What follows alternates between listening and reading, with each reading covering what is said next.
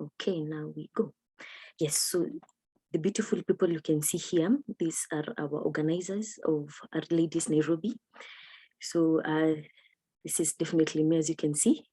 We have Faith Musili, who was not able to join us today, but she sends her regards. We have Faith Musili is a senior data analyst. We have Margaret Wanjiru, who is a risk analyst. She's also among us at this event. And finally, we have got Shalmith Karaoke, who is a data analytics consultant, and she's also here with us. So today being a celebration, we don't have like such a formal meeting, rather it is, like you can see the theme, we're celebrating. So let me tell you about the journey of our ladies the past 1 year. So this might not be the very, sorry, Maggie, please, yeah, thanks. So we have had at the moment we have 919 members, but when we're creating the slides, we had 915 members. And so we have 654 are based in Kenya. This is just a rough number. Once we make the analysis in full, we'll provide this is the specific statistic. So it has been quite a journey from very few members, starting with just us 4, to at the moment, 1 year down the line, we have 919 members. So next slide. Okay, so for the events, just our ladies events, we have had 7 events, sorry, 8 events, and we started from the data manipulation to topics such as making web-ready designs, and you can see we have had diverse of speakers from those based in Kenya and as well as those based from other countries, and also a mixture of the gender. So the next slide, please. Additionally, we have had collaborations with other chapters, 2 very interesting collaborations. We have worked with Nairobi R user group in to such a successful event. And also we collaborated with 5 other chapters. This was a very interesting meetup where the topic was on networks and graphs in R for biology by Dr. Susan. So we look forward to our next year also having the same collaborations. We also had a successful first Saturday R Nairobi conference back in September, November, sorry, and we can see, sorry, September. Yeah, so it was such an awesome lineup, as you can see. We had 2 keynote speakers. We also had parallel sessions with different levels of our users. And also we had common talks such as data visualize, creating powerful data viz with R by Dr. Ilya. So if you want to watch the recordings, and from the recordings, the description provides links to the learning resources. Please do feel free. So these are the usernames, the YouTube usernames that you can find. Just when you search R-Ladies Nairobi, our YouTube account should pop up, and also hashtag Nairobi R should pop up as well, and you can follow up on this. Next slide. Okay, at this point, we will hear a word from the organizers. So all of us, and so we have 3 of us, myself, Shal, and Maggie. We tell us how the journey has been the past 1 year in organizing R-Ladies Nairobi. So I'll start, and then I'll pass the virtual mic to Shalme.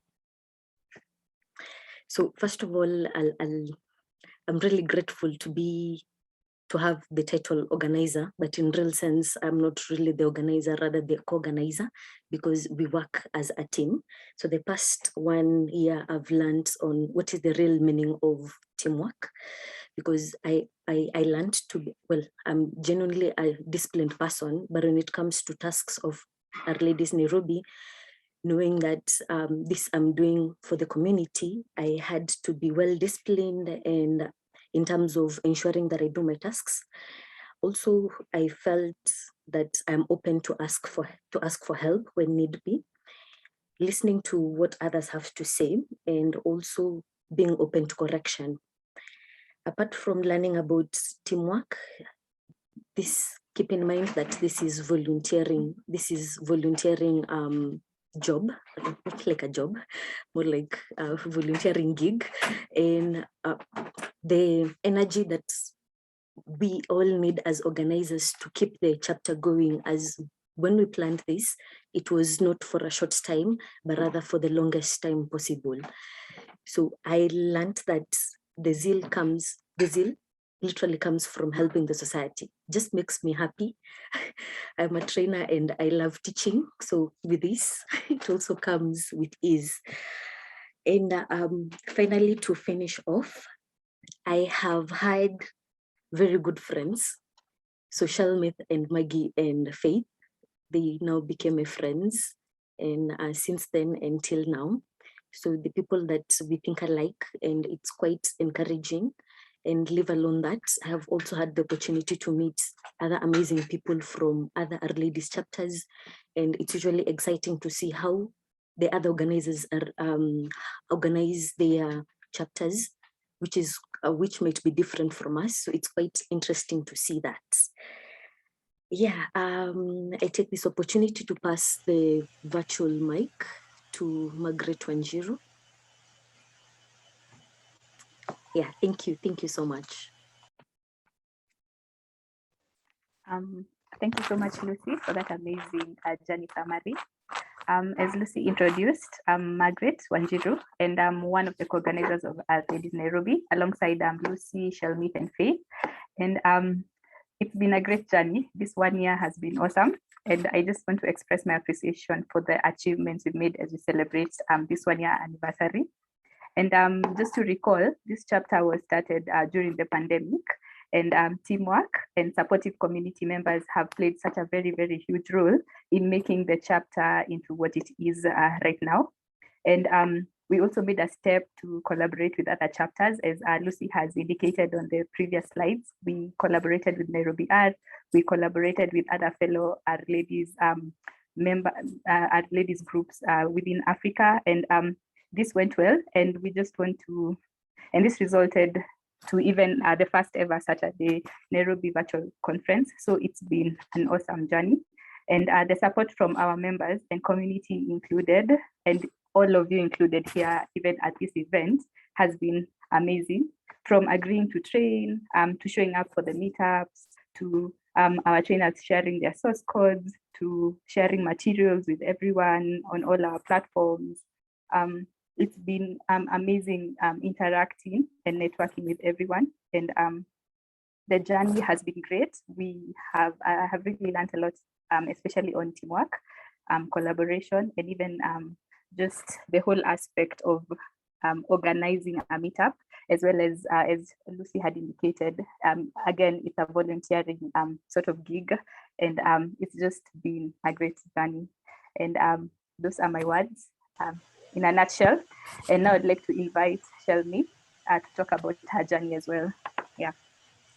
Thank you, Maggie. Am I audible?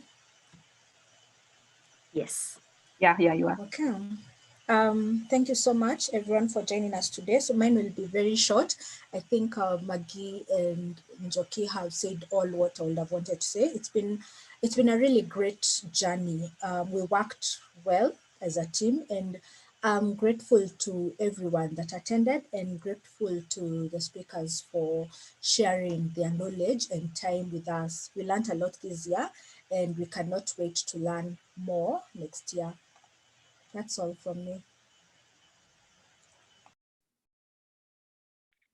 Okay, thank you so much. So I would want to invite back Shelmith to introduce our first speaker.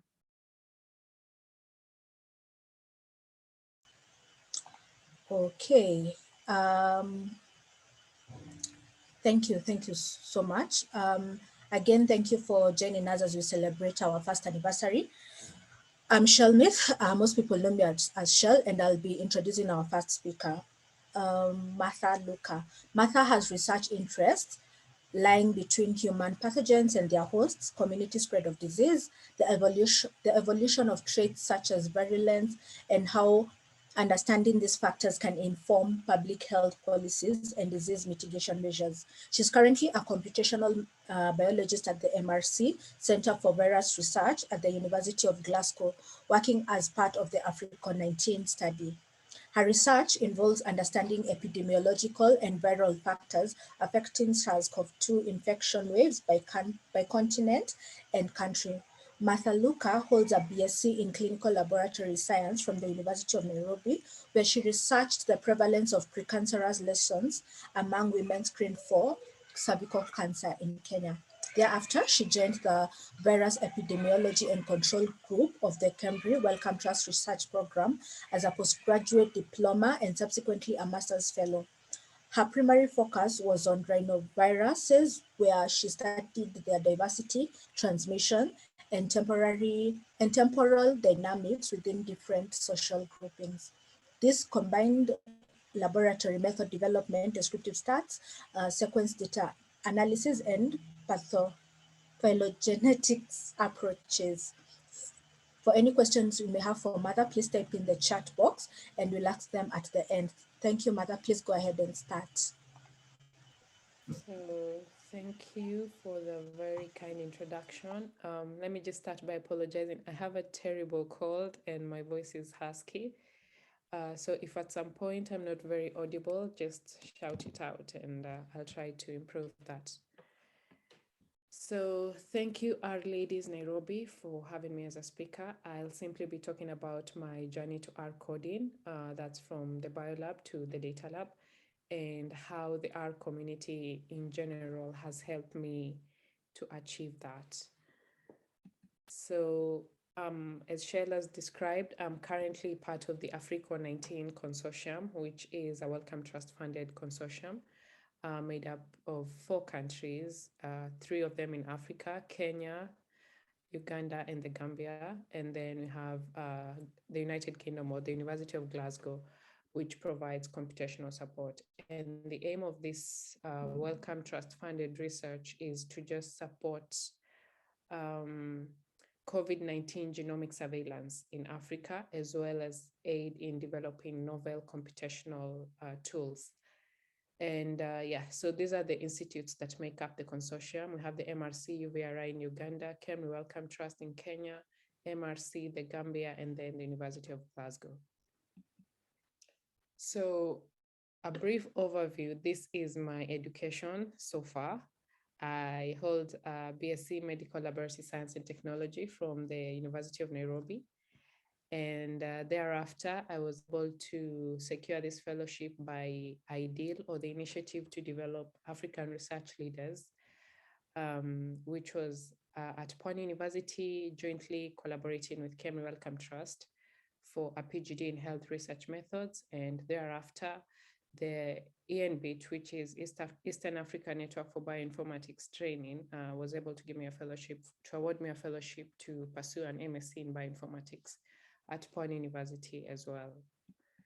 So after my BSc, basically, I got a job at one of the private hospitals in Nairobi as a clinical laboratory scientist. And this was, the first few months were exciting, until after that, I wanted something more challenging, you know, outside the routine work that is that makes up the clinical duty. You know, drawing samples and analyzing the samples and giving the patients their results. I wanted something more challenging to that. And so an opportunity arose. That's, you know, a couple of friends forwarded me this opportunity. That's the postgraduate diploma at the Cambridge Wellcome Trust. And they were looking for recent graduates who had an interest in research. And I saw that as a good opportunity for me because, one, it would break me from the routine or monotony that I was trying to run away from. And 2, it was not too foreign in the sense that I was still able to transfer some of my laboratory skills into the new aspect. And so I applied for this position, and I was lucky enough to be called for an interview in Kilifi. So this is just an image of the beautiful hub in Kilifi.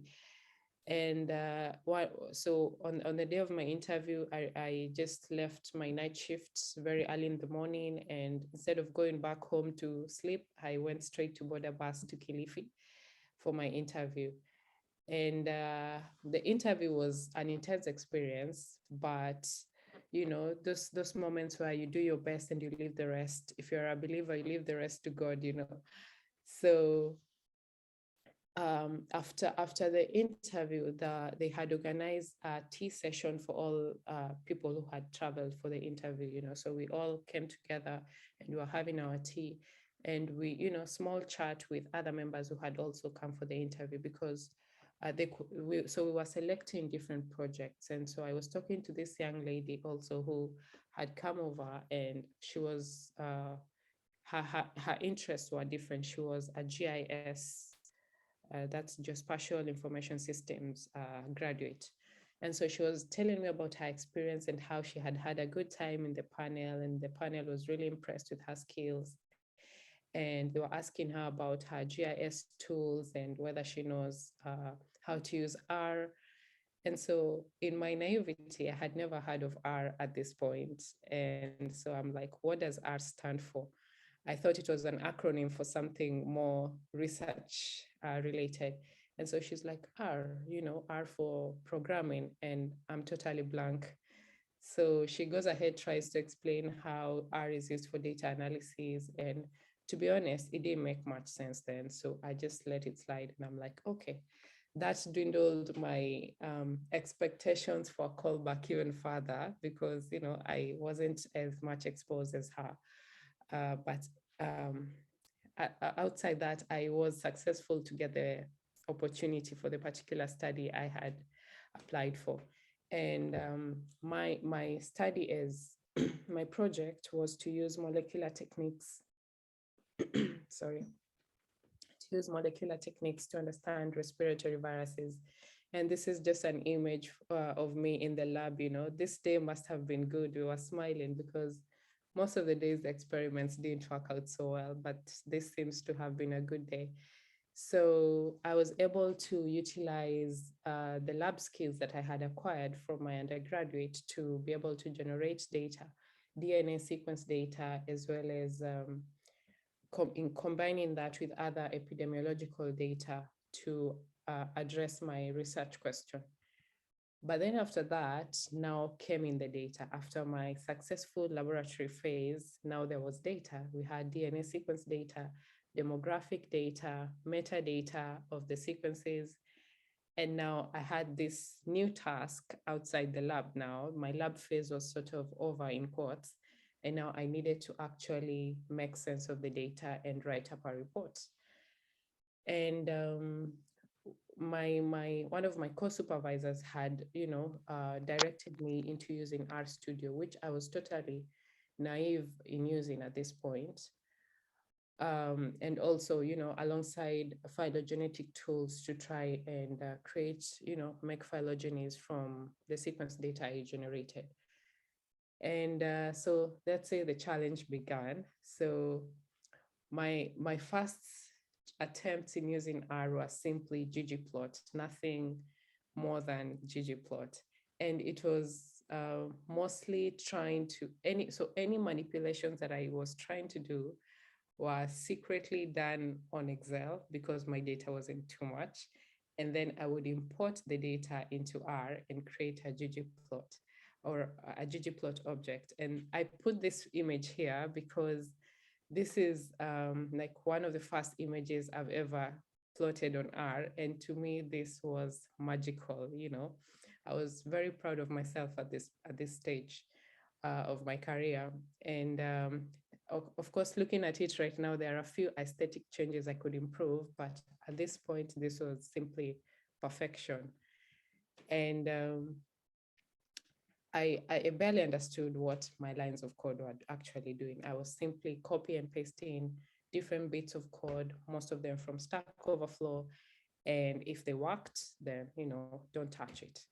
And this second figure here did give me a lot of trouble because then I was trying to sort this data, but then we had duplications of the identities that I was trying to sort. And the good thing is I was able to, approach a couple of people within the program, and they were able to help me with this. But all this to me was very exciting, being able to just transform data into plots and play around with the colors to create something that looked visually appealing. So this experience from my PGD then, from that arose a curiosity in data, because it all seemed very fascinating. And my professor, or one of my supervisors from the PGD project, he's very generous with his compliments. So a simple graph is that, and he would be like, "Oh, this is fantastic, Martha." And as a young researcher, that's pretty encouraging. So it motivated me to pursue this interest further. And from that, I was able to apply for the MSc in bioinformatics at Pan University. So it was sort of an extension of now what I was doing for my PhD. So through the MSc now, at least someone did teach me the concept of programming, and I was able to now understand how I can translate my language into computer language. And it now all began to make sense. Instead of just copy and pasting code, I could understand which bits of it now I can copy and how all that will seem to make sense. And all of this now was I think towards last year, I began to see about R-Ladies Nairobi, and I wasn't sure how long they had been in existence. So I began to sign up for some of their events, and then also the art community. So with this knowledge, I was now able to create more cool visualizations. I've now understood how it is to manipulate code. And at this point now, at least, I was not trying to edit my dates in Excel before importing them into R. I could understand how to manipulate this in R and play around, of course, with colors. I appreciate color. So that was basically how my master's shaped my data science journey. And now, after my master's, I was able to start a new role, which was at the University of Glasgow. And this now opened up new challenges to me. The fact that there's much more to research than just creating visualizations or summarizing your data. We have quantitative data analysis. There is the need of statistical models to explain variables or predict variables, creating shiny dashboards because working with COVID, for example, we see that happening a lot of shiny dashboards. And, statistics and math, and all this was beginning to seem overwhelming at this point. But I have learned a lot from the R community that cannot be overemphasized. So the R-Ladies, for example, if I remember, one of them that I still look up today was one of the talks, which was in collaboration with Nairobi R, and it was Chris who actually taught. So that's one example of a session that has helped me a lot to date. And then also through the R-Ladies, I've been able to learn about the larger consortium, which is R4DS YouTube channel. And this is a YouTube channel which has a wealth of information as well, a series of chapters. So for example, mastering Shiny or tidy models and all that. And I was even able to join the Mastering Shiny book club for R4 Data Science. And the fact that the community is very welcoming and very respectful, it helped me to just blend in very easily. And that helped me feel the support, to even advance this interest further. And not to forget about the Tidy Tuesday and other challenges that go on Twitter, and the open sharing of code, basically, that help us to learn from one another in terms of coding in R, basically. And now I'm challenging myself to participate more in some of these challenges. So, and to just further elaborate, my passion in R is how the statistical tool in its own has a wealth of packages that aim to make life easier. And because I'm trying to explain my journey from a biologist perspective, R has a wealth of packages that can handle different file systems, FASTA files, or variant calling files for biologists, geospatial maps. And when it gets tough, we have packages to unwind. Shell has been working on our Kenya memes. We have dad jokes. So it's a one-stop shop, and it's working really hard to become a one-stop shop. And not to forget that the R community has been very welcoming, very respectful. So to me, this has been overall a very, very positive experience in general. So just to summarize now, so what did it take? One was a real world challenge. The first day that I opened an Excel, a CSV file, and got this alert from Excel, I knew that yes, now I need to actually be more serious about being able to handle everything and any sort of manipulation within R to ensure more reproducible research. And so this was a challenge that pushed me to understand my tidyverse even much better. And then a supportive community, that would be the R-Ladies and the R for Data Science communities in general, the self-drive, of course, the necessary training and cheerleaders.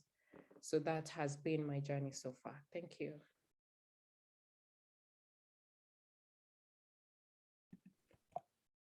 Thank you so much, Martha. This was such an interesting talk to see how the journey evolves. It's quite nice. So thank you so much. At this point, we will break into a game. We have a question for you. Was this for us, or did you know each other before starting the chapter? Wow, I think that's for us. But first of all, Martha, thank you so much. It's so encouraging because this is the first time we are communicating with you, although I feel like we've known each other. You're one of our biggest cheerleaders. And when we were deciding who to invite, like it was just a unanimous decision that I think we should have you. But also it's very heartwarming and, oh my God, I won't cry, to see how with our efforts, we've been able to like help you through the journey. And this will marry with my answer to the next, to the question that has just been asked. Did we know each other before meeting? So it was at a point in life where I thought we should have an R-Ladies group in Kenya. And I knew the three ladies differently, and we had met in different data science meetups. So at first I met Maggie through, there's a challenge, there's, what do you call it? Not a challenge, there's something that goes on within the R-Ladies community called We Are R-Ladies, where an R-Ladies given a chance to post stuff that they know on Twitter, to do stuff to do with R for a whole week. And Maggie was one of them, and she was from Kenya, and I was so impressed. And her week, like her content was top notch, every day. And then I later met her when we were launching Nairobi R. And then through that, we just started talking about how we can have a chapter in Nairobi. And then I attended another function. I met, what's her name? Faith. And we were just talking about R and data science in Nairobi generally. And then I met Njoki in another function. So at this point, I knew if we were to start a chapter here, I had an idea of 3 people whom I thought would be interested. So I talked to them differently. And everyone was like, yeah, I've been thinking about this, blah, blah, blah, let's do it. And yeah, so to answer your question, I knew the 3 ladies differently. They didn't know each other until we actually started holding meetups before we all knew each other physically, because it was not until I can't remember, was it November, December when we went for lunch, or was it this year? I can't remember. I think it was towards the end of last year when now we decided we go out for lunch and just get to know each other. So I hope I've answered that question. But thank you so much, Martha. Our goal is to help more people like you in this space, and just to show people that R is not as complicated. We can teach you a little bit, and then you introduce you to communities. And I think Heather will talk more about getting into the R community space. And through that, we just let people get to learn a lot of stuff. So thank you so much for that. Over to you, Njoki. Yeah, thank you, Shell. Our history as we began was an interesting how we met. Yeah, you were, like I mentioned, you were the common factor, which was awesome. So right now we'll do a short, we have got a trivia game. It's just a short break to get our mind just a little bit settled before we proceed with the event. Maggie, please go ahead and tell us how we will go about it. Thanks, Lucy. So for our short break, we are going to play a short trivia on a platform called Kahoot. I don't know if you've all heard about it, but I'm going to post a link just now, and what the moment. So what will happen is you'll be assigned to, how many breakout rooms do we have? 1, 2, 3, 4 breakout rooms. So we have like 3 people in each breakout room. And what will happen is one of the people in each breakout room will be answering the questions via the link. Why one person is going to do breakout rooms well. So just one person, you'll agree amongst yourselves to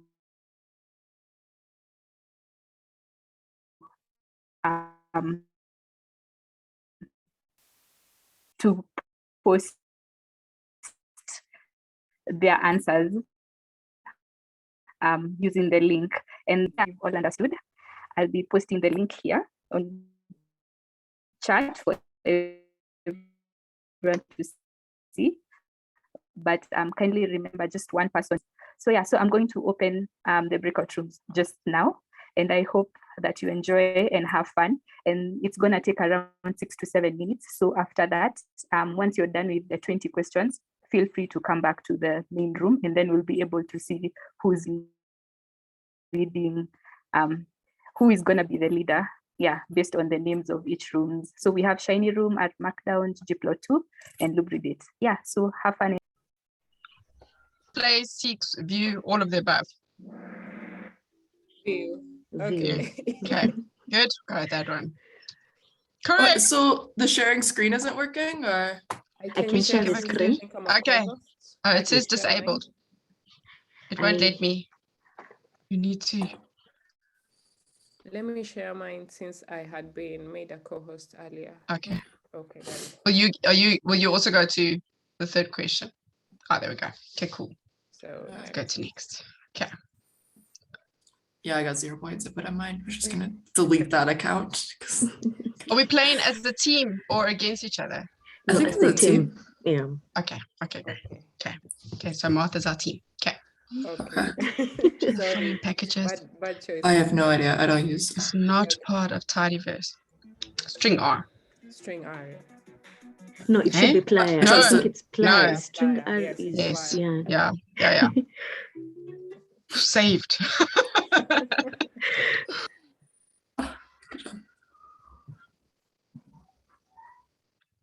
Found it R. Oh my gosh.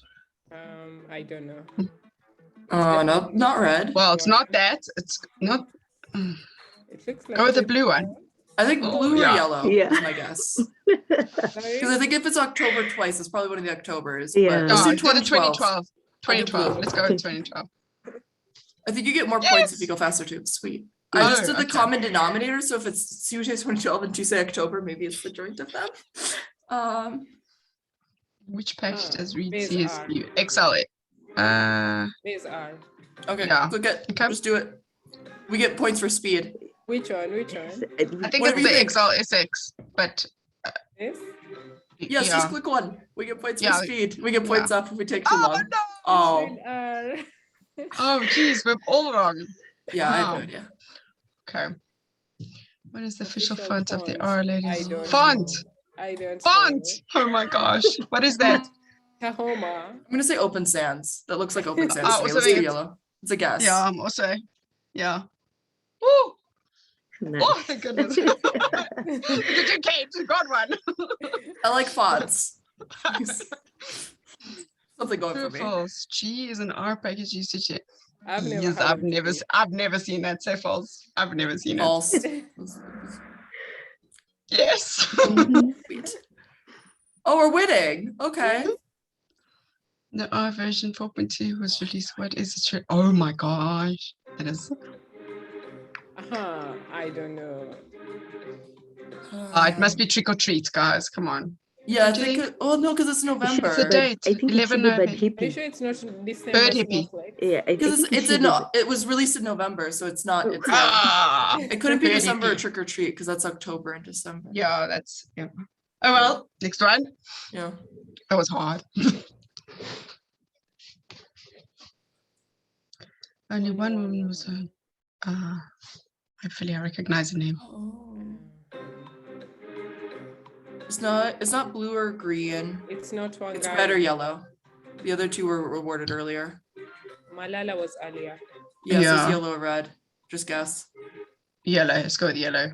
Yellow. Let's go here. Yes. Sweet. We are winning. Okay. Yay. Youngest Nobel Prize How laureate. old was she? How- She was under 18, I think. I don't 18 know or beyond that. 17, yeah. I thought she See. was. 18. I'm gonna guess 7. Yeah, sure, 18. Oh, Ah, sorry. no one said it would be easy.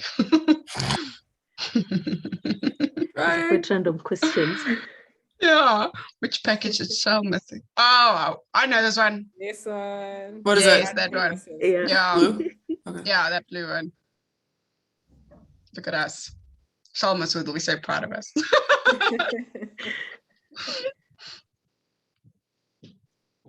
What week number is this? Oh my gosh. Oh my gosh. 40 46. something. I know it's 40 something. 1, 2, 3, 4, 5, 40. Yeah, take off 46. 6. 46. Yeah, 6 Yeah, and 46. That's a good guess. Yeah. Yes. Because 6 weeks. 6 weeks to the end of the year. Math. It's helpful. Hadley Wickham's picture on Wikipedia is black and oh my gosh. False? He's wearing a blue, a blue something. Yeah, False so then? say false. Oh, good job. Oh, we got a new person on our team too. A free map or creates building blocks. What is the Twitter? Oh, I know this one. Afrima part. A free map or at it's the at every map. Blue. Yeah. Click. Speed helps. Wins. Or maybe there's a delay too. That might be it. Because I'm like, Click faster. Who started our bloggers? Oh my gosh. I don't know. I have literally no Yeah. idea. Which Let's guess the woman's name because it's let's do blue. Yeah. That's die. the most clearly women's name, and it's our No, ladies. no, that's no. Oh, how could also be a Oh, lady's name? mm. I don't know. How many R-Ladies chapters are Ooh, exist? Oh my wait, gosh. Jockey. 212. Okay, 212, red. let's go. I made I a don't know. presentation with that Yes! number. Well So done. yeah, Good job. I made a presentation with that number, so it is in my mind Mm, at this Many moment. times. How many chapters? Oh my Really? gosh. How many No. chapters? There should be 30. Okay, Oh, 30. Let's In guess. the book club, yeah, it was 30. Yes. Sweet. Well done. We are such nerds. Oh my gosh. I love it. Oh, which dates? We're doing a game. Arda's virtual conference was held, which 4 to 7. No. No. 5 to 9. Sorry. Maybe I that's didn't enough. see the 529. I played this game at school on the iPad. Did you? Yeah, so like, 22 on select the tutorials with 3 you different have to languages, answer on the iPad. except English. English or German. There wasn't German. German. Yeah. I'm sure. Might be it. German's like the smallest of those languages, so Yeah. it makes sense. So many people speak it. Yeah. What What chapter number is? Oh my gosh. If I know. It's going to be earlier on. It's going to be 15, Yeah. surely. It won't be 15 late. sounds like a good idea. Got to do that early. Oh, no. Okay, well, 19 was also early. That's a lot. No? Okay. 20. Okay, let's see how many members are in the Slack. Wow. 1,000 and something. No? 10,000. Okay. Just go with 10. Yeah. Yeah. It's probably more. Oh, yes. Great. Good guess. Good job, guys. Yeah. Holy crap, we might be like 10,000. ahead of other people, so I don't know. Copy this link. Okay, yes. Okay. Yeah. Because we That must was go back good. to the main room now. Time Yeah. things scare me and stress me out, but that was Yeah, it's very I think we did stressful. well. Yeah. Cool. See you guys on the other side. Okay. Okay. Bye. Bye.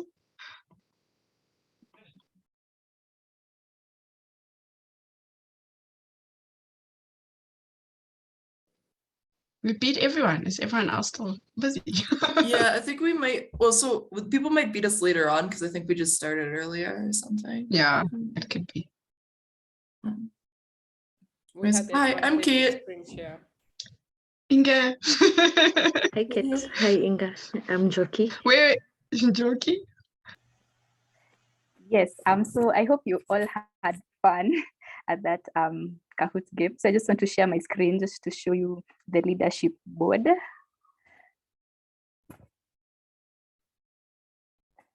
So the interesting thing is the nicknames. I thought the nicknames would have been the package names, which is okay. So I'm assuming here like Martha means Martha's group, right? I hope so. Oh, okay. But I guess even me, I didn't like communicate that clearly, but it's okay. We'll work with what we have. So yeah, the first team leading is Martha's group at 10,587. They answered 70% of the questions. Oh no, sorry, they answered all the questions, but 70% were right. We have the Lubricate room, which came in second with 45% of their questions right. And then we have DNA. Okay, so DNA is a name or is just a nickname? I don't know. So we have DNA also at 45%, but we see both Lubricate and DNA had the same percentage of questions answered, but Lubricate was faster. That's why they came in second. And then we have Inga. Your team answered 5% of the questions correct. No, that was we started 2 teams and then we scrapped my team. So I stopped Oh, playing. we started 3 I'm in teams the because Martha I team. started one too. I'm the last okay, one. I answered one okay. question. I'm like, never mind, let's scrap this. Awesome. Either way, I'm just going to clap for you as well. So yeah. 5%. And then we have Kate Cool. What happened at 0%? So what group is that? The Kate So Cool. I was part of Martha's group. I answered the first question wrong, and then I'm like, oh, I'm part of a team, and we just let it die. So we did. Oh, okay. So that means one group did not finish. Oh. Yeah, because if Martha is one group and then we have Lubricate. Oh yeah. And then DNA. Okay, I think all the groups answered then, if that's the case. Yeah. And then yeah, so didn't finish. I guess these are the groups that were started, but then didn't like joined the main one. Yeah. So yeah, yay! Congrats to you all. I'm gonna stop sharing my screen now just to proceed with the next session. Thank you all for participating. I hope you had fun. Yeah. Yeah, thank you, Maggie. I'd say I had so much fun in learning new things. Like Shala said, we will not forget the t-shirt Hadley, Hadley's worn on Wikipedia. Okay, Maggie, do you, it's time for the it's time for the Q&A panel. So Shalmeth, please go right ahead and you have the floor. Thank you. Thank you. In this panel, we'll get to hear from other active R-Ladies groups based in Africa. These groups are R-Ladies Jersey, R-Ladies Tunis, and R-Ladies Abuja. And I will start by having them each introduce themselves in that order. So let's start with R-Ladies Jersey, just a short introduction. Maybe Vebash? Okay. Hi, so I'm Vabash from R-Ladies Johannesburg in South Africa. It's nice to be here and congratulations on your 1 year. Thank you. Thank you.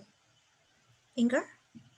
I'm Inga Fabricatili. I'm Babash's co-helper.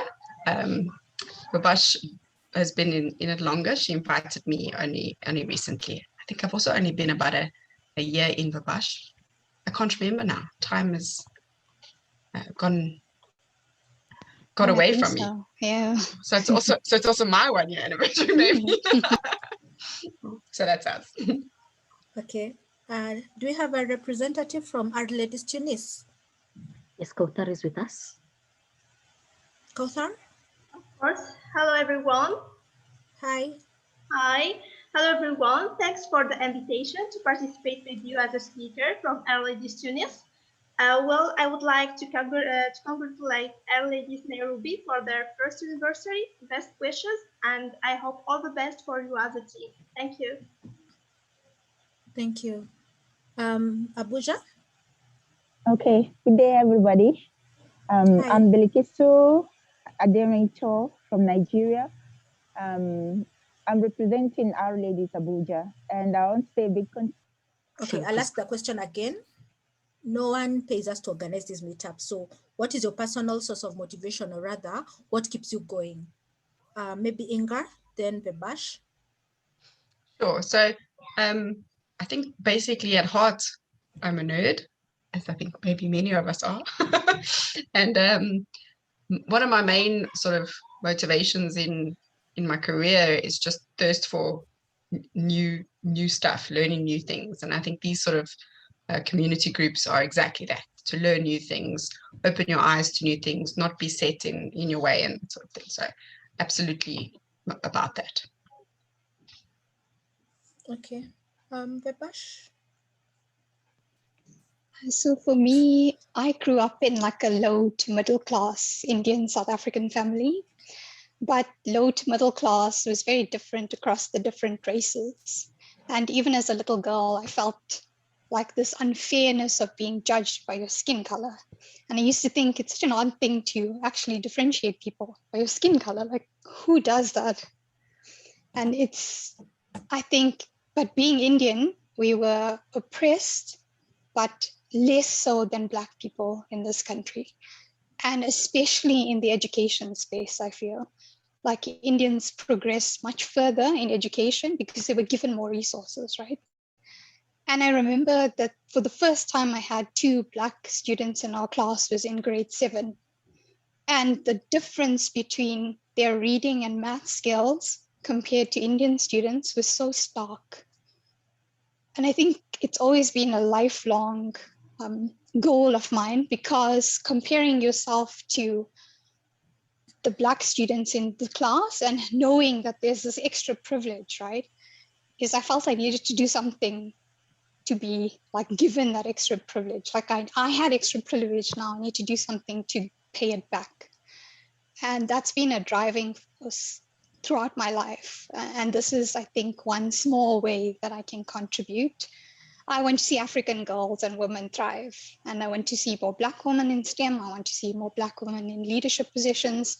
I want to see more Black women coding, because I think that the role model effect is very big and important. And so that's what drives me. Okay, thank you so much. Kauthar?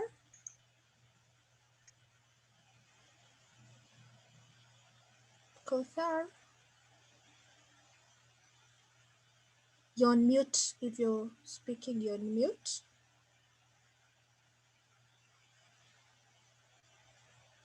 Okay, let's first have Bilikisu.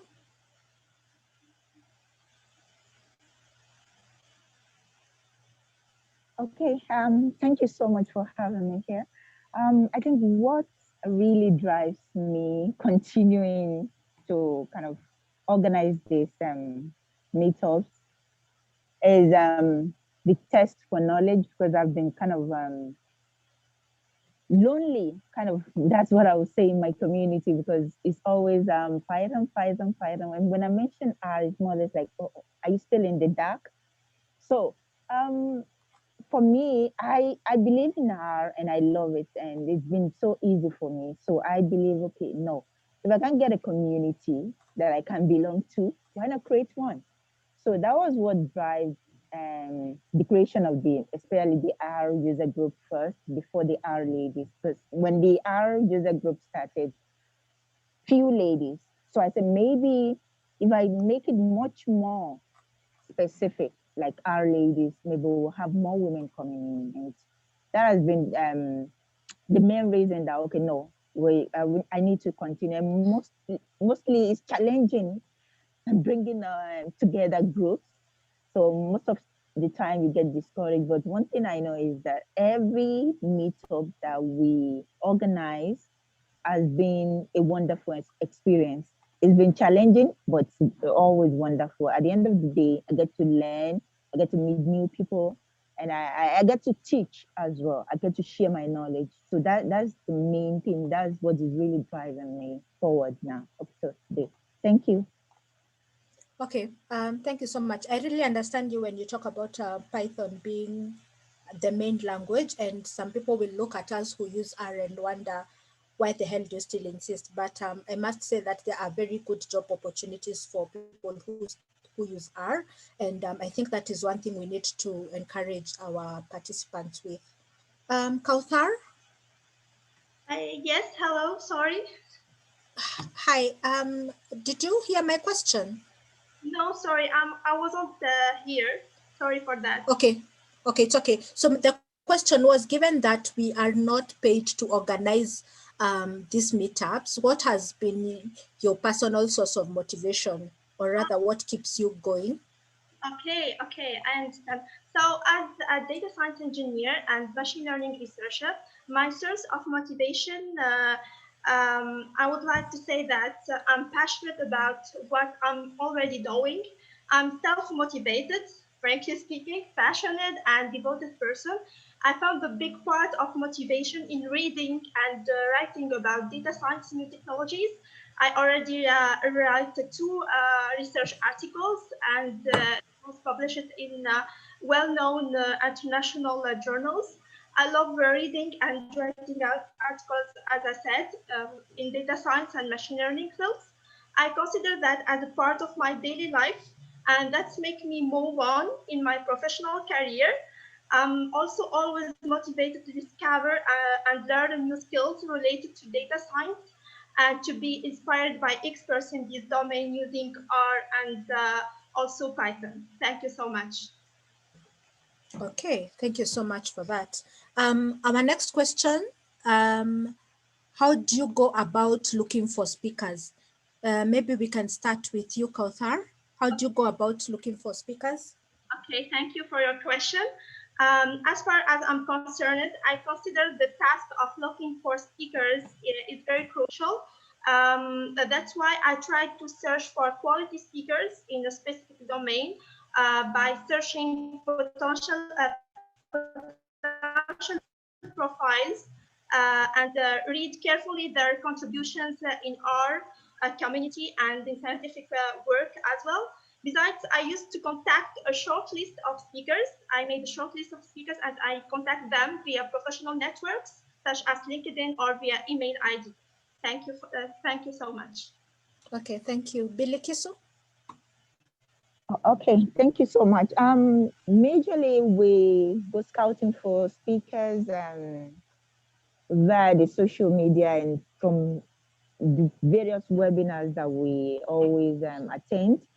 So we look at the contributions they're posting on social medias and how related is the topic that we're looking for. And most of the time, their postings actually prompt one to, okay, now I think we can invite this person to share his knowledge on the topic that he actually posted on. Then mostly we try to encourage our local professionals that are using R, so that when we see people who are more like us, especially for our local community, we feel encouraged and we look at what they are doing in the community. So that's been the main thing. But actually, it's been kind of not so rosy at the beginning, but it was much more interesting. By the time we're kind of persistent in trying to communicate with them, we'll finally get somebody that will answer, then we'll be able to have them on our meetup. Thank you. Okay, thank you. R-Ladies Josie, either Bebash or Inga, one of you. So we initially started with the R-Ladies directory, that's on the rladies.org page. And then we also approach women through academia, who's in academia and using R, and that's mainly through Inga's contacts because she's a professor at the University of Pretoria. We also follow a lot of women in the data science community, and then we ask, we basically try and see if we can get them to speak for us. We also, when we used to have in-person events, we used to go for other meetups. So like things, maybe not just R-Ladies, but like a different, like a women in AI or women in big data meetup. And then we used to make contacts there and approach those people as well. Because sometimes you can give a general talk. It doesn't have to be R specific. So we've had some general talks as well. And now with us moving online, we follow people on Twitter. So Twitter is a big place that I look for people. And then we try and find their email addresses and email them to ask them if they'd speak for us. Okay, thank you so Inga, much. I don't know if you have anything to add. I'll just add 10 seconds. Exactly what Vabash said. And I think this is actually a very important question, because it is very difficult to find speakers. I mean, even so from academia as well, if we organize conferences to ask, you always want an expert to come in. So how do you, as this sort of lowly person, just randomly email someone and hope that they will, respond and be willing to come? So it's very much about how you ask them and that sort of thing. And I think there's some skills there. Vabash is very good at it. That's why I'm pointing this out. No one that I've seen has said no to Vabash. So if anyone wants some tips, she's the one to ask. Okay, thank you so much for that. What are the things you wish you knew about being a community leader before you started? What are the things you wish you knew about being a community leader before you started? We start with Bilikisu. Okay, thank you for the question. Actually, I would have loved to know more about kind of networking more, because actually I'm not a social media person. So I think I would have loved to know how to network with people more than before I started than when I already started. So I think the power of networking, being able to meet with people, connect with them, that's something like a strength on that side. And I think that's also showcasing when you're looking for speakers. So I think that's what I would have to. But every other thing, I think is more of a natural, the way you relate with people. Thank you. Okay, R-Ladies Josie. Inga? Oh, okay. So from my side, I think it's that I often have to be seen, because I thought I can just be in the background and bring people together, and that's it. Like that's the role that I would play. So that's been a bit of a shock to me that I have to be front and center.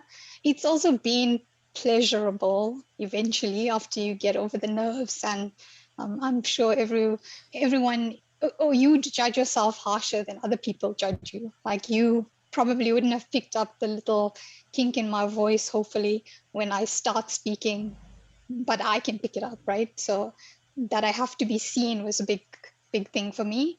But also, I think the main thing is that as a community organizer, to have so much of joy, it's brought me a lot of joy.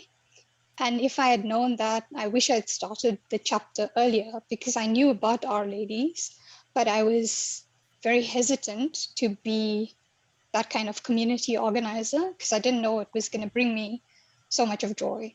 The R community and R-Ladies in particular, they're very kind and very supportive.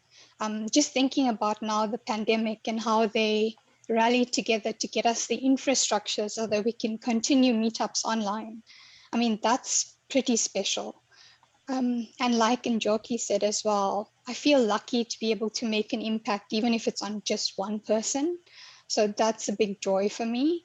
And that all trumps the stress, because sometimes it is stressful, especially with a day job. And this being a voluntary job, it is stressful, and you like get through the work day because we put our Zoom links only at the last minute. And then I'm like panicking because I haven't put it up until 1 hour before the meetup is actually about to start. But all of the joy trumps the stress. Yeah, so that's from my side. I concur. I think for me, it wasn't a huge jump, but I think because I'm in academia already, I'm very used to obviously standing in front of a class and organizing things and that sort of thing. I think the move to virtual was also slightly easier, but only because maybe 4 weeks before that in academia, we'd figured out how to give, virtual classes and things like that.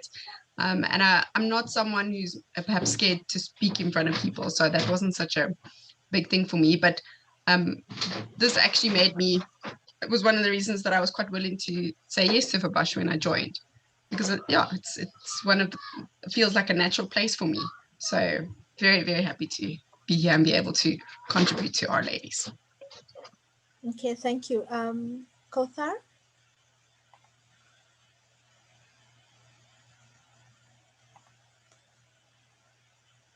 Is she part of us? I think she's dropped off.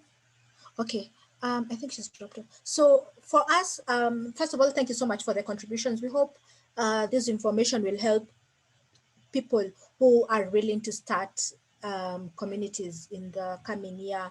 For us, I think we totally agree with everything you guys said. And one thing that helped us was before we started, we reached out to R-Ladies Josie. So they were able to share information with us. And so our startup was kind of smooth. We also look for speakers via social media. But for us, we've tried in the past to get people who are local in Kenya, because we thought if we had people like me and Njoki and Lucy or whatever, people who work in Kenya, it will encourage more people to do so. But we also have, we've had speakers from the whole, I don't know, from all over the world. But we try as much as possible to look for local speakers. Okay, thank you so much for that. Our next session will be led by Maggie. Please, Maggie, go ahead.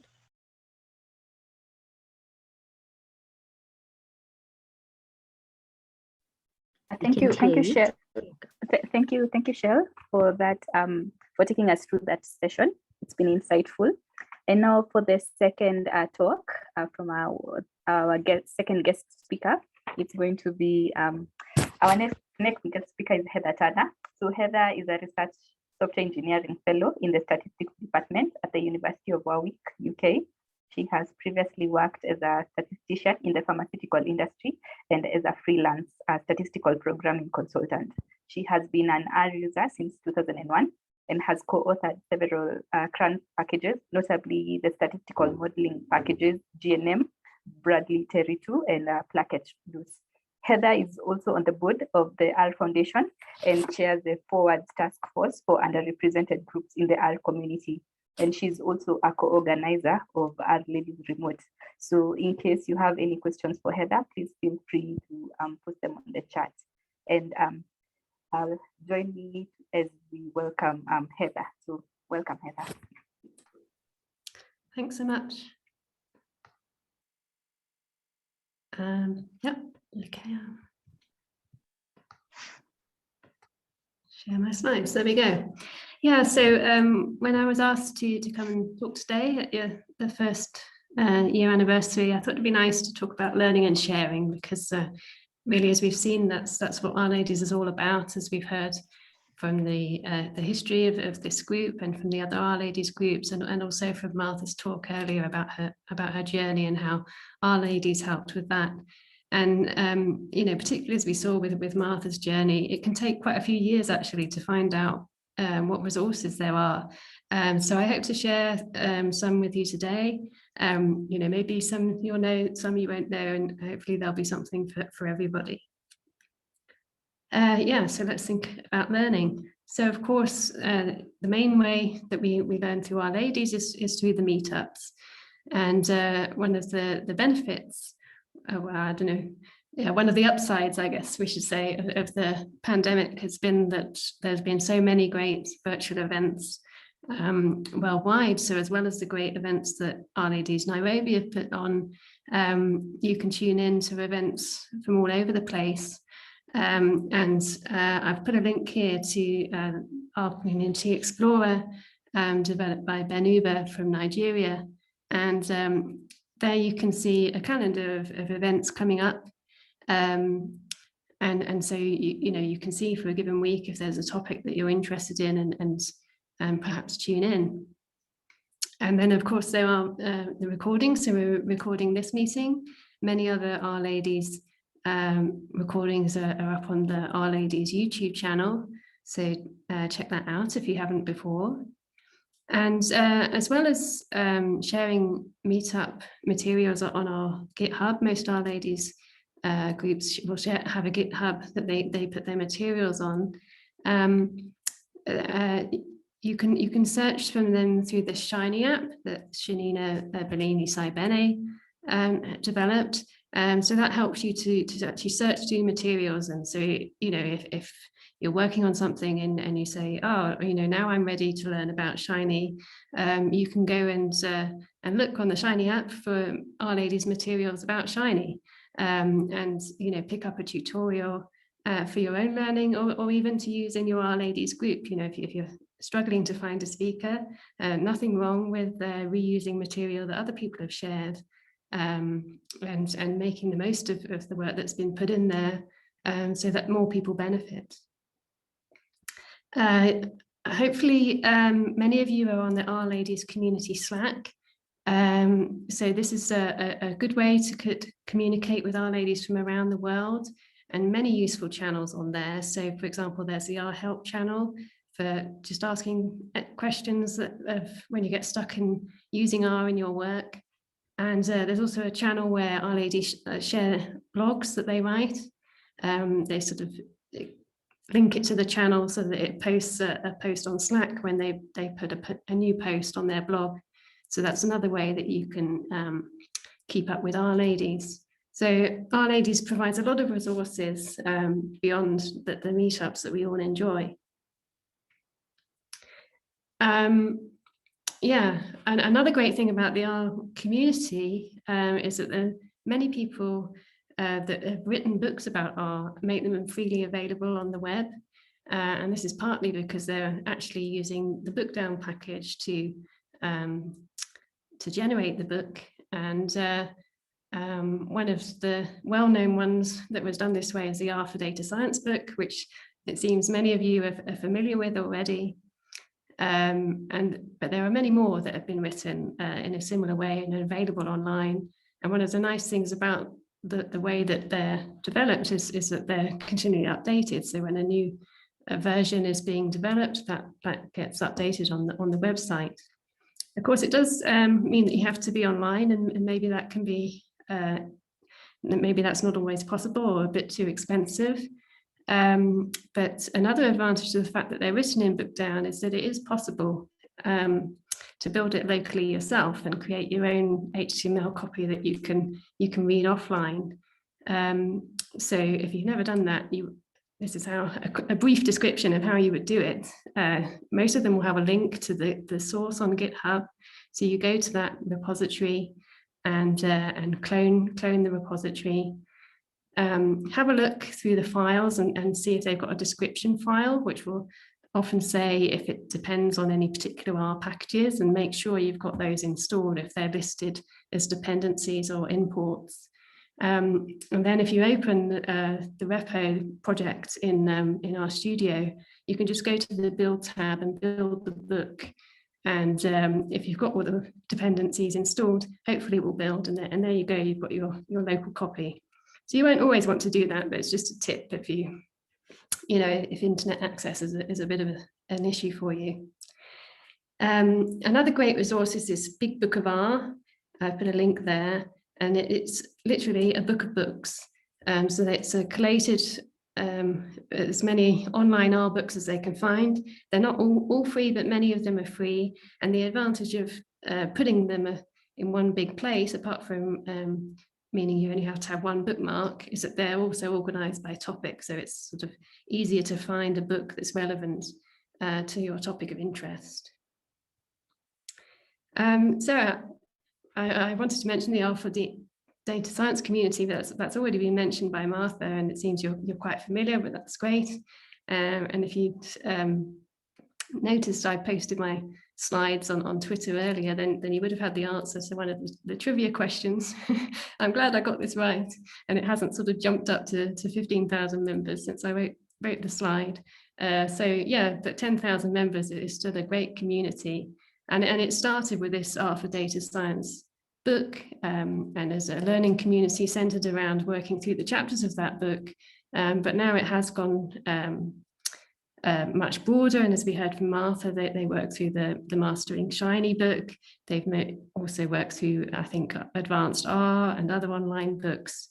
And it's a place, a welcoming community where you can just ask questions when you're learning about using R for data science. So if you hadn't joined that before, go to the website and join up. So beyond R-Ladies resources, of course, as we've already heard, the R community is very generous in putting tutorials online that you can access free. And I'm just linking some of my favorites. So the RStudio have a really nice education page that they share resources for beginners, intermediate R users and advanced R users. And sort of at the beginner end, one thing that is quite useful is these primers. I don't know if you've ever tried those. They're available on RStudio Cloud, so you don't even have to have R installed to try them out. And they're quite sort of short, focused, interactive tutorials looking at some of the tidyverse packages like dplyr for data manipulation, ggplot2, which we've already heard about for visualization, and it does go a bit further into some more advanced packages such as the per package, R Markdown and Shiny. So through these little modules, and they're the sort of things that you can sort of spend 2 or 3 hours on, and hopefully sort of slot it into your week. Coding Club is a group at the University of Edinburgh in the UK. I think they're sort of originally sort of have an ecology focus, but many of the tutorials that they've developed in their club are very general, and they sort of give you a pathway that you can follow if you want to sort of create your own little sort of online course of modules using R. And they're just sort of HTML tutorials that you work through with little exercises. So they're quite nice and cover some of the statistical things as well, not just the sort of basic sort of data handling and visualization that there's quite a lot of options for. And then again, a couple more links there. One of an interactive tutorial. So again, something that you can do completely online and sort of write the answers in the browser, and the data science guide, which is a huge list of tutorials organized by topics. So that's with again some quite sort of not just sort of programming topics, but statistical topics as well.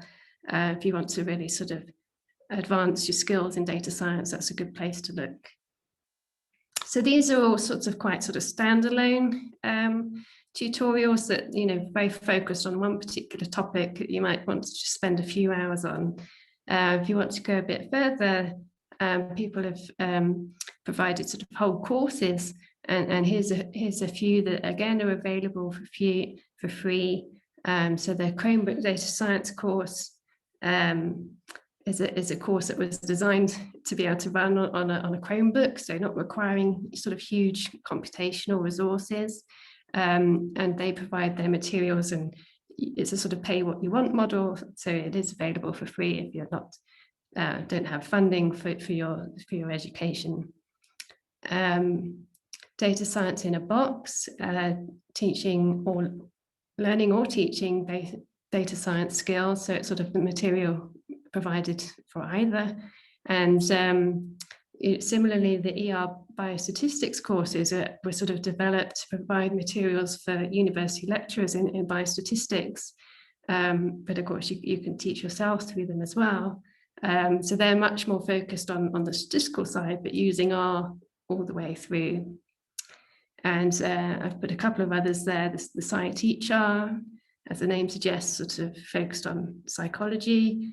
And Andrew Heiss is, I think is in a public policy department or government or something like that. And he's produced some great materials that he puts online that everybody can access. So some quite different topics like economics and science communication that would be hard to find elsewhere. More resources, so I'm not going through absolutely everything you can find on the web, but blogs can be a useful way of learning about R, and there's sort of two ways of sort of finding out about interesting blogs. R bloggers, which we heard about in the trivia, and R Weekly is a weekly newsletter about R, and that it covers a bit more, but one of the things that it does is sort of a roundup of interesting blog posts from the week. So you can look at the web page, or you can use an RSS feed or follow on Twitter to keep up to date with interesting blog posts, and so that you can follow up later. Podcasts, I haven't got any specific ones to mention here, but there was a nice post by Sina Ruger, who shared some of her favorites, not just about R, but sort of data science and women in data science. And then there's a couple of general lists here: Learn R for free and awesome R learning resources. So the first one is a searchable table that you can sort of find resources by a particular topic, or even in a particular language if you're looking for something that's not in English. And awesome R learning resources is a GitHub page that lists again resources by different topics.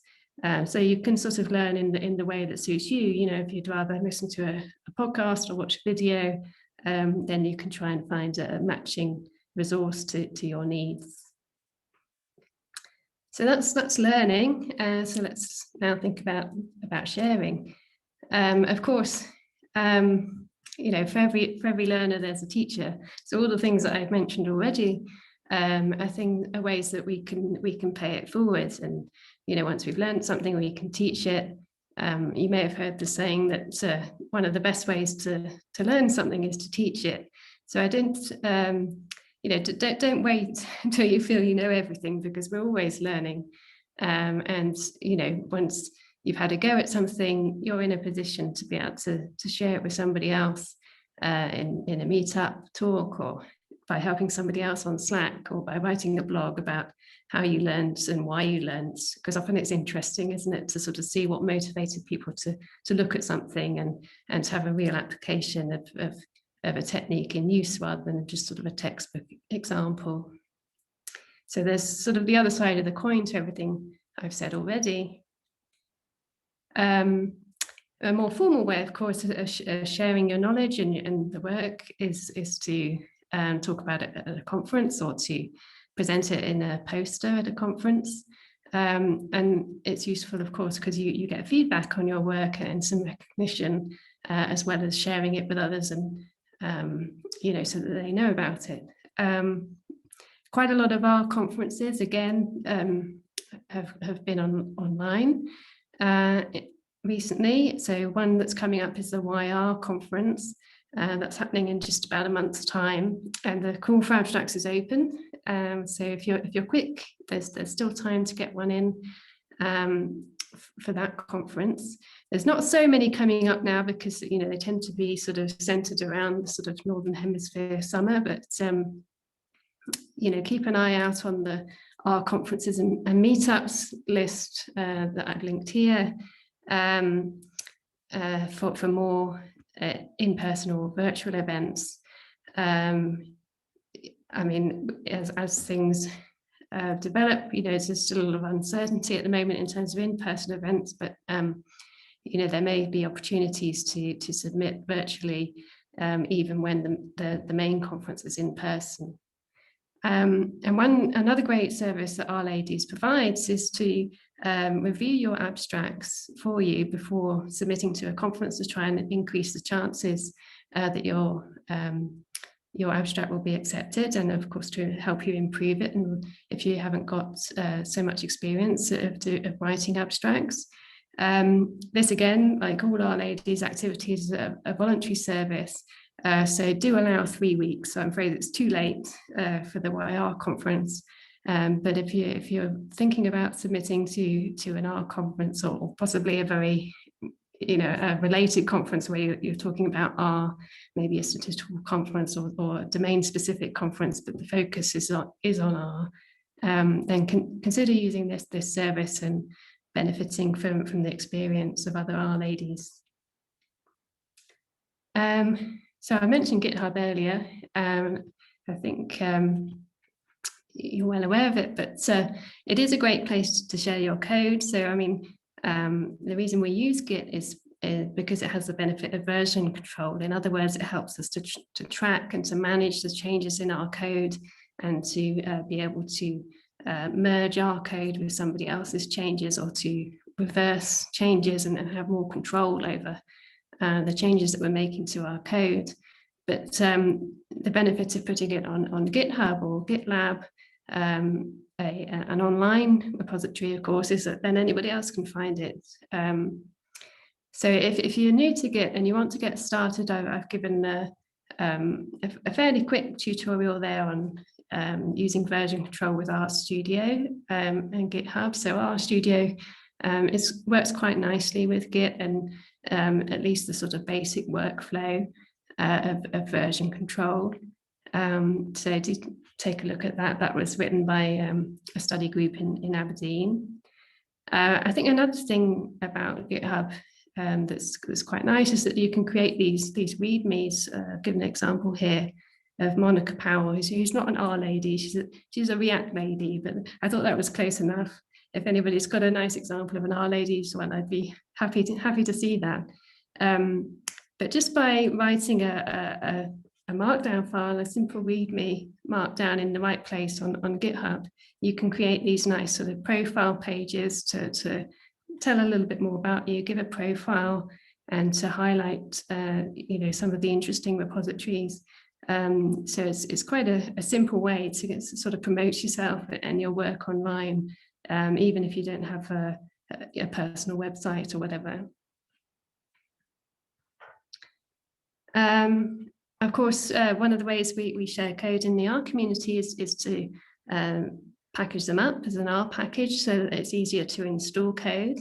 And I know you had a meetup on this earlier in R-Ladies Nairobi. I didn't find the link to that actually, but I've got another link to one of Shelmin's talks, I think, when she gave a similar workshop, maybe to one of the R groups in Nigeria. So you've already got great resources there for learning R packages. And one thing that you can do is, if you've got your R package code on GitHub, you can use the R universe to create one of these personal package repositories. So this is an example. I've got a Fodil's universe in this picture here. So you can see he's got a few packages that he's written, and it tells you their version. And one thing the R universe does for you is it sort of builds the packages so that they're ready to install on Windows or on Mac.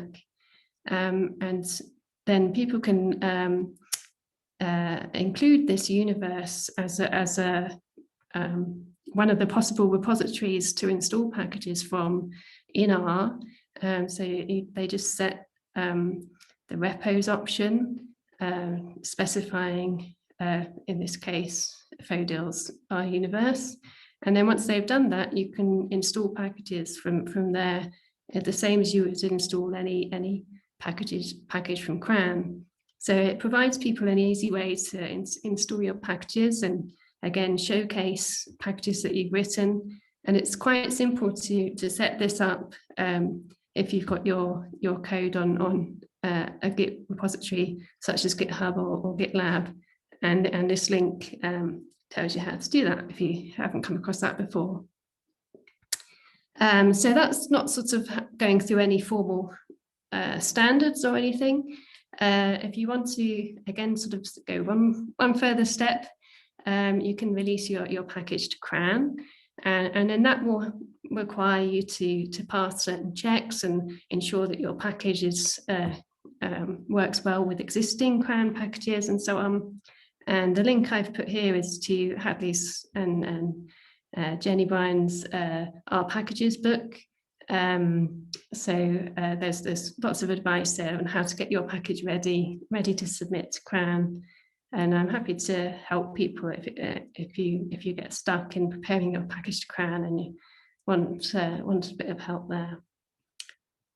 You might also consider getting your package peer reviewed. So our OpenSci provides a peer review service that again is very supportive and constructive in trying to help you improve your package. And I've given a whole nother talk about more things you can do to sort of publish and promote your package. So I'm not going to say more, but that's what that second link is to, if you want more ideas, for example, about where you might publish it in a journal.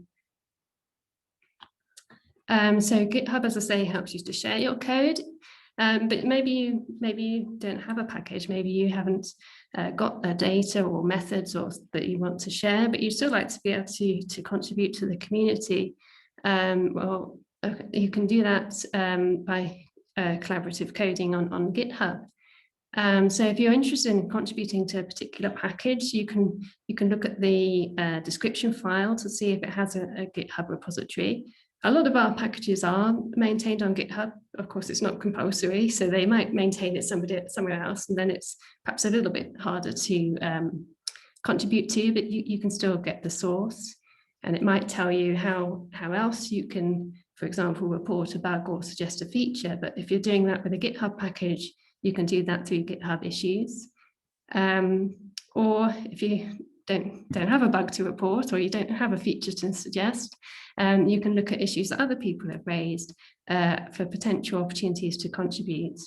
And if you see something that you think that you could help with, you can check to see if the project has any guidelines. Often they're in a file called contributing, and that might just give you some guidelines on how they like people to go about contributing and sort of the etiquette that you should use.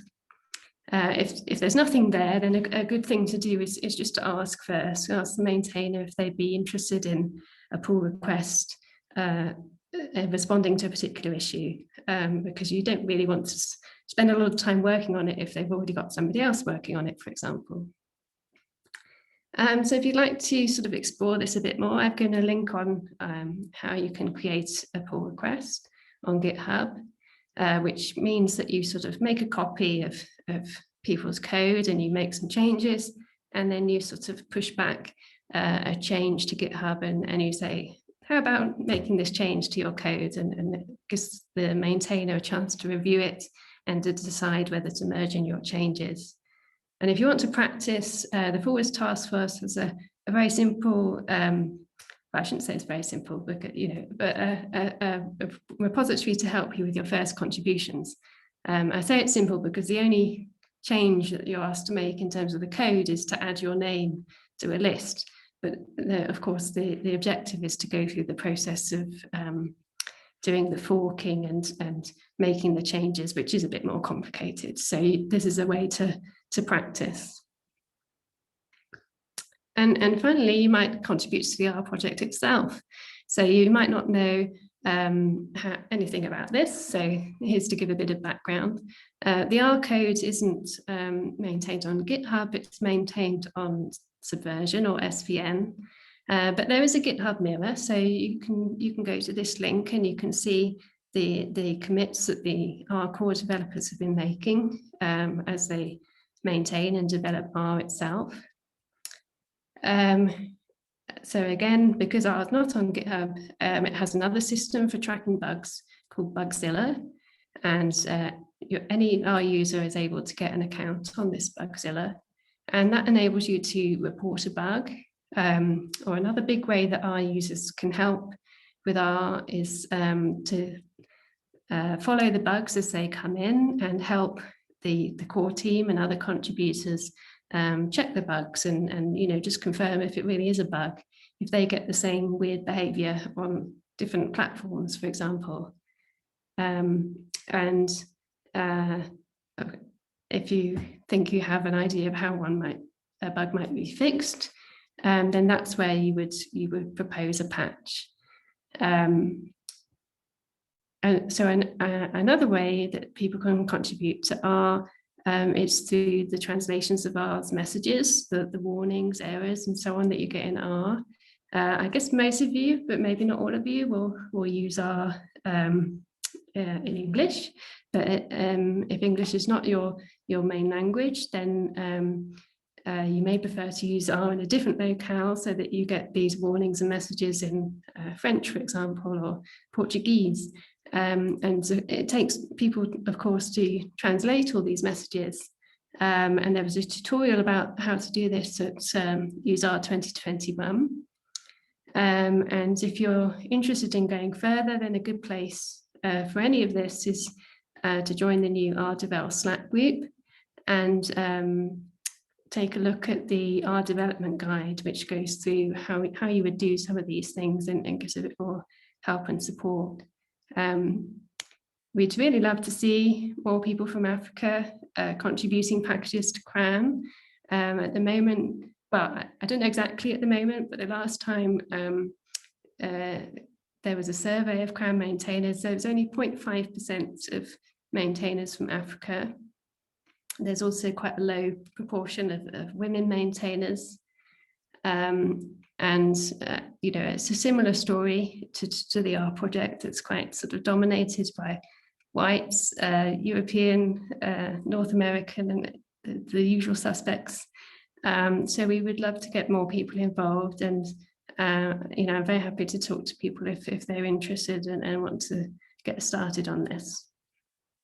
So thanks for listening. I just want to say congratulations to the group. I think it's really amazing how this R-Ladies group has grown over the past year at a time when many people are finding it difficult to keep groups going. So you've done an extra special job.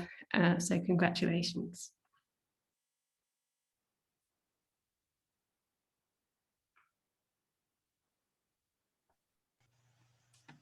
Thank you.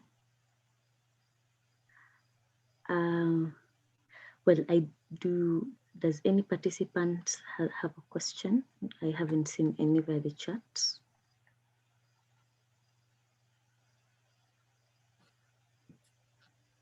Okay, it was very informative and I have learned quite a lot. And thank you so much, Heather, for sparing time and sharing that with us.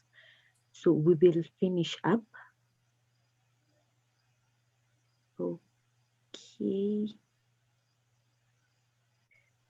Okay, so thank you, Maggie, for having the screen up. So what is next for R-Ladies Nairobi in the coming year? We'll continue to hold monthly virtual meetups as from January. And we decided to have virtual meetups so that to have all persons inclusive, not necessarily people from Nairobi alone. It will also give us an opportunity to branch out on our speakers. As Shelmet had mentioned, we had mostly local speakers, but we aim to have from beyond. And it is also workable for us as organizers. So for the moment, will allow us to have monthly meetups as usual. Yes, monthly virtual meetups. Secondly, we will collaborate with other R user groups, R-Ladies, from Nairobi R and others as well. We also intend to collaborate with other R-Ladies chapters in Africa and beyond. Since we held a successful Saturday R conference, we intend to have an annual conference, so expect one in the coming year. And lastly is, please note that our monthly meetups will be inclusive of trainings as well as workshops, and as well as lightning talks. This is something that we haven't had, and also Q&A panel sessions. And this is very important that in our events and platforms across, we are guided by the code of conduct provided by R-Ladies Global. This is to ensure that we have a free harassment environment.